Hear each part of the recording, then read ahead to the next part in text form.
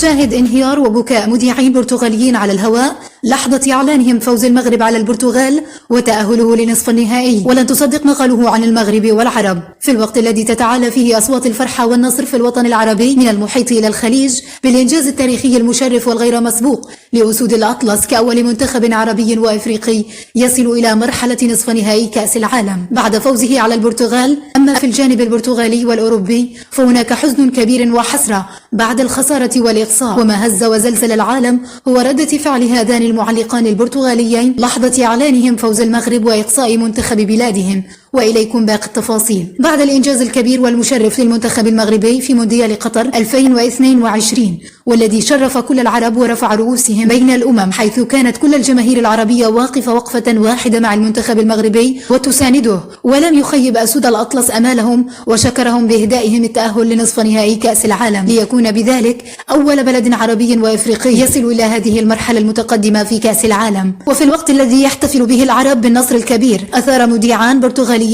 الجدل بردة فعلهما وبكائهما مباشرة على الهواء لحظة إعلانهما فوز المغرب وتأهله وإقصاء منتخب البرتغال. وما قالوه كان صدمة للجميع وخصوصا العرب، حيث لحظة إعلانهما الخبر بدأوا بالبكاء وعناق بعضهم ما يظهر عدم تقبلهم للخسارة.